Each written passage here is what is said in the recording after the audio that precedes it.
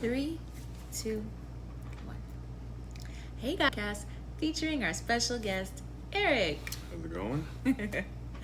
So today we're going to talk about uh, Disney World, one of my favorite places, and how they got a new ride. Have you heard about this? I don't know. Fill me in. All right.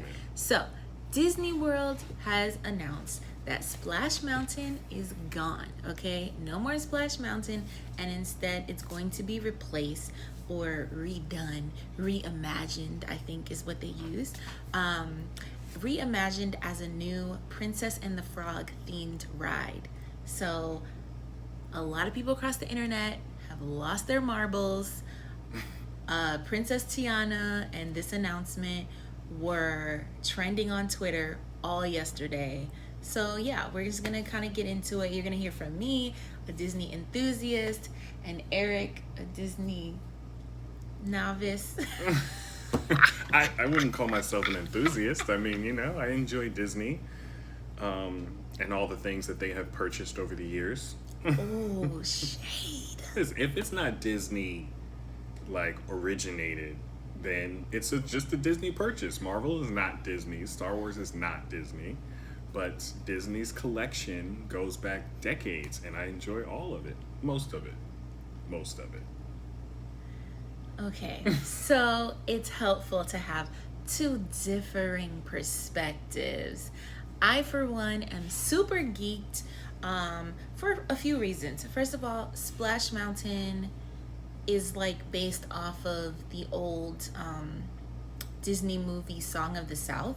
I think these kind of songs were already, like the musicality and all that was already in existence, like in America, before the movie The Song of the South. So a lot of people have issue with the movie. I believe Disney has not released it in at least a decade, maybe more, because it has been deemed offensive, or the main character, who's a black man, I can't remember like what his name. I think it's his name is Uncle Remus. It just sounds. It does. It sounds bad. It sounds bad. Stereotypical. And so I mean, I think the common folklore that I've heard recently is that like he plays a slave, but the reality is that he doesn't play a slave, but the character is based off of, like, I think the character is based off the guy who essentially stole the stories of slaves, right? Not the characters, but the Uncle Remus character is based off of a book that a man who had family in the South, he did like an apprenticeship on a southern, not farm, what do you call it? P word. Right there. Plantation. Yes. Okay, so plantation equals slavery, right? That guy, he was an apprentice, and so he used to spend time in the slave quarters, making friends and listening to them tell their stories. And so the popular stories of the day told by a slave named Uncle Remus was about Brer Rabbit, Brer Fox, Brer Bear. I don't know if you have heard of these characters before. I'm going to be honest. I've never seen. You've never seen Song of the South. Yeah. So Song of the South, even though like it's been kind of like in the Disney vault for, I can't say decades. I'm going to say decades, maybe like a decade and a half. I don't know. But I watched this movie several times when I was a kid. So at some point in the 80s, it was definitely either available for purchase, and I'm like, my parents might have the copy still, or it just came out regularly, or I could have maybe bought it from the library or borrowed it from the library. But I know I used to watch this movie a lot. Okay, problematic, but it's just important to show that like sometimes even us, right, like the oppressed, or whatever, however you want to term that, you get used to seeing yourself in the way that they see you in a certain light. But I will say that the actual film itself depicts, like, the timeline is post-slavery. Not a lot, but post-slavery. So the guy is not actually playing a slave, but I understand why people, I mean, the imagery is, I guess, sort of like the happy-go-lucky, old black man in the South, like living, like they're not portraying I don't remember the movie to portray like a plantation. I think it just like kind of portrayed like a walk in the forest. That's kind of what I remember. But I understand that the imagery, he looks like kind of like an Uncle Ben, basically, right? Like that's like his kind of look, except that he has like farmer clothes on. So even though he's not a slave, he kind of has that field hand look to him. So I think like, people are completely entitled to feel like, we don't want to see this kind of imagery. We're past that. So yeah, that's that. But beyond the actual movie, Disney made this ride. And have you ever been on Splash Mountain? So it's like forest creatures singing Zippity Doo Dah, right? Like that's like pretty much the major song that the movie is known for. Right. And you go up and it's dark and you come down. And like, So a lot of people lost their shit because things changed. And I think that sometimes people just feel like, oh, this is like a complete, like Disney is bending to the pressures of the Black Lives Matter movement. Like, Which do you makes no feel sense. that? It doesn't make sense because everything Disney does is coordinated and planned out and thought out. And there's no way that, I don't know when Moana came out, but at the end of the day, to make an effort towards inclusiveness. And that has meant my princess stories don't end in the woman finding a man. My princesses look more inclusive because they have different features, they have different skin tones, they tell different stories. And so this is just an evolution of that.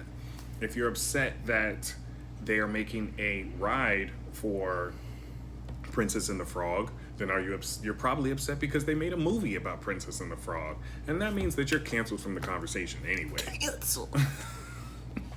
No, I don't believe in cancel culture actually.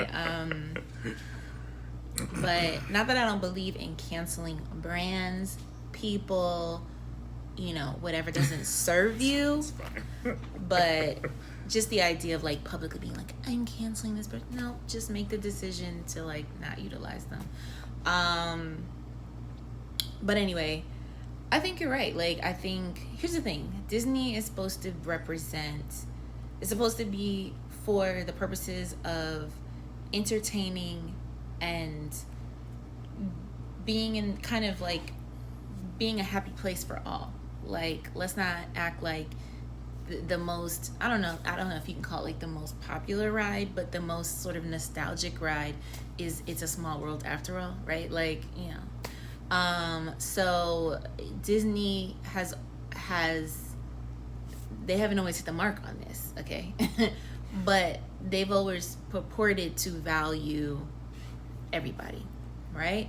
And so do I think that the Tiana ride or the Princess and the Frog ride is a direct response to the current iteration of the Black Lives Matter movement? No, I don't. It's impossible. Disney doesn't do things overnight. It's a huge machine that takes a lot of time.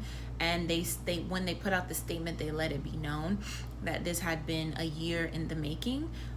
What I love about not only their statement, but about how they're really showcasing that they value not only Princess Tiana, but that everyone's stories, is that they are actually allowing that they are putting Black women and Black creators at the helm of this project. And for me, that's the most monumental thing, not the fact that Tiana, who is, whether you like it or not, a Disney princess, and therefore she deserves some kind of feature in Disney. I think the most progressive putting Black thing, characters on screen. It's about putting Black characters in the room. yeah, she's already there. She's already been in existence for like 15 years, or I don't know, maybe 10 years or something. So like, I don't understand how anybody who proclaims to be a fan of Disney can be mad at her getting a ride. Like, Cinderella has a whole ass castle. And let's be honest, if Cinderella if that story was told how it really was, Cinderella would be an Asian woman character. Okay, because that's where the Cinderella story began, and lots of different cultures have had made iterations of Cinderella before, right? Before Disney got a hold of her. Okay?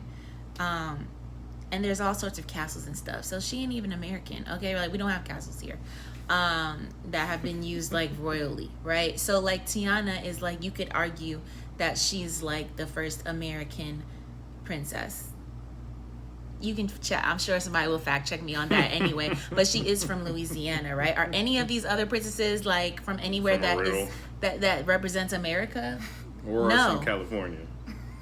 No. Like, what you mean? Oh, you talking I'm being Moana? facetious. Oh, you say California. Oh, Aurora. Like, yeah, where's the Sleeping Beauty from? Side note, it's not from America, okay? So this is the first American, Tiana's the first American Disney princess, and that's that on that.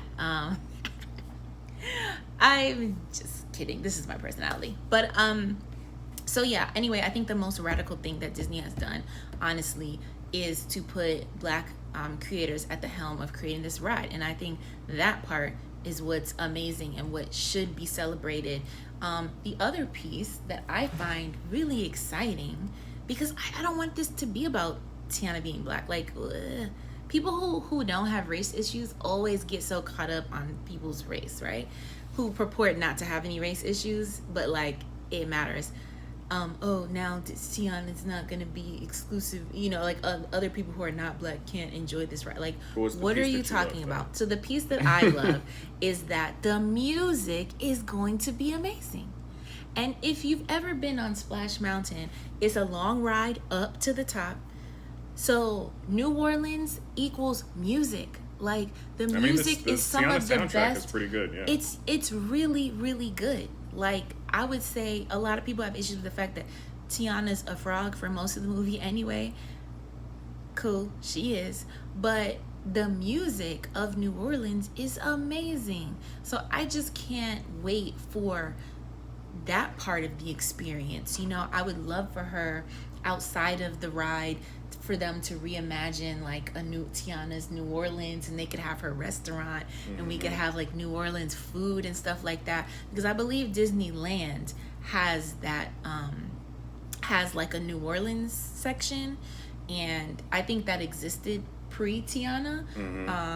But I know that Tiana, as like a princess, she makes like, that's kind of where she entertains customers and stuff, like I think they do like a whole this is Tiana's house, and song and dance in front of the patrons who eat at the Louisiana themed restaurant. So I'm just really excited for all of the theming that's coming out of that. I understand that people just get upset about change in general. When everything's changed, when Disney bought Star Wars, people were mad at that. When they bought Marvel, people were mad at that, right? Like, when the big in California, Disney's California Adventure, when the big like roller coaster there changed to, I think it was just like a Mickey roller coaster, but it changed recently to, what's that super family? The Incredibles. The Incredibles. Like, people are like, like they're messing up. Like, so I get it. So hopefully some of that is just, some of the grumblings are just people who just don't like change. But just understand that Tiana deserves our support. And this family, we got your back, girl. Yay, Disney. Good on you. Let's see more. Because a lot of the newer movies need attractions anyway. And let's be clear, I feel like Frozen has a ride or something. I don't know. I know this guy doesn't know, but I'm pretty sure that Frozen has some kind of experience, and Frozen came out post Tiana, The Princess and the Frog. So let's like see other characters. I would love to see Brave. What was her name? Like Merida or whatever. She's a strong feminine character.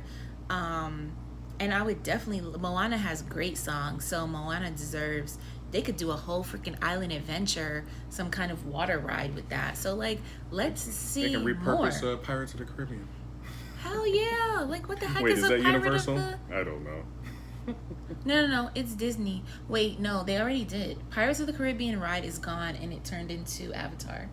I'm pretty positive on this because Pirates of the Caribbean, who has a whole freaking franchise, is just a made up thing. It's based on a ride. So Disney is also a company, okay, and they need to change with the times, all right, because nobody in the last 25 years, okay, none of these kids know anything about no GD zippity doo dah. Okay, so let it go, let it flow, and let's welcome Tiana and Princess and the Frog, or Tiana and Prince Naveen, to the Disney fold in all the full regalia that they deserve. Right? I'm excited about it. All right. So that's that on that, and we'll see you next time on the Swim Good podcast. Once again, it's Danny and Eric. well, I don't know why he just dapped me, but That's what I do. we'll see you later. Bye.